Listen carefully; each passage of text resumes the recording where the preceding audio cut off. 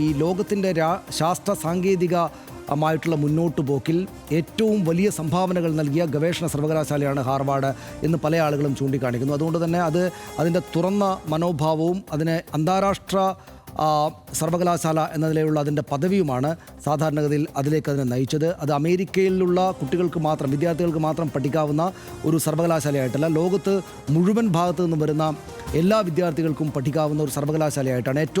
ലോകത്തിൻ്റെ എല്ലാ ഭാഗങ്ങളിലുള്ള ഏറ്റവും മികച്ച തലച്ചോറുകൾ ഇവിടേക്ക് വന്ന് പഠിക്കണം എന്നതായിരുന്നു ഹാർവാർഡിൻ്റെ ഒരു ഘട്ടത്തിന് ശേഷമുള്ള ആ സർവകലാശാലയുടെ മോട്ടോ തന്നെയും. അത് തങ്ങൾ വീണ്ടും തുടരുമെന്നാണ് സർവകലാശാലയുടെ പ്രസിഡന്റ് ഇന്നും ഇന്നലെയും ഒക്കെ ആയിട്ട് വ്യക്തമാക്കിയിട്ടുള്ളത്. പക്ഷേ ട്രംപിൻ്റെ നിലപാടനുസരിച്ചാണെങ്കിൽ ഈ പുറം രാജ്യങ്ങളിൽ നിന്നുള്ള, ഇന്ത്യ അടക്കമുള്ള പുറം രാജ്യങ്ങളിൽ നിന്ന് ആളുകളെ വല്ലാത്ത തോതിൽ പ്രവേശിപ്പിക്കരുത് എന്ന നിലപാടാണ് അദ്ദേഹം സ്വീകരിച്ചിരിക്കുന്നത്. പ്രത്യേകിച്ചും അതിന് ഇമ്മീഡിയറ്റ് ആയിട്ടുള്ള കാരണമായത് പലസ്തീൻ വിഷയത്തിൽ ആ സർവകലാശാലയിലുള്ള വിദ്യാർത്ഥികൾ സ്വീകരിക്കുന്ന പലസ്തീൻ അനുകൂല നിലപാടുകൾ ഒക്കെയാണ്. അതേ തുടർന്ന് അക്കാര്യത്തിൽ ഈ എല്ലാവരെയും ഉൾക്കൊള്ളുന്ന സർവകലാശാലയുടെ നിലപാട് മാറ്റണം, നയം മാറ്റണമെന്ന് ട്രംപ് ആവശ്യപ്പെടുകയും അത് നിഷേധിച്ചു സർവകലാശാല അധികൃതർ എന്നതുകൊണ്ടാണ് ഈ നിലയിലേക്ക് വലിയ പോരാട്ടമായിട്ട് സംഗതികൾ വന്നത്. പക്ഷേ അമേരിക്കയിൽ ട്രംപിനെ അനുകൂലിക്കുന്ന ആളുകൾ തന്നെയും ഈ സർവകലാശാലകളിലെ ഇടതുപക്ഷ മനോഭാവത്തെ എതിർക്കുന്ന ആളുകൾ തന്നെയും അമേരിക്കയിലെ മാധ്യമപ്രവർത്തകരും അതുപോലെ തന്നെ മാധ്യമങ്ങളും ഈ കാര്യത്തിൽ പക്ഷേ ട്രംപിനെ തള്ളുകയാണ്. എന്തുകൊണ്ടെന്നാൽ അതായത് ഇത്രയ്ക്ക് ശാസ്ത്ര സാങ്കേതിക വിഷയങ്ങളിലും മറ്റു കാര്യങ്ങളിലും വലിയ മുന്നേറ്റമുണ്ടാക്കാൻ അമേരിക്കയെ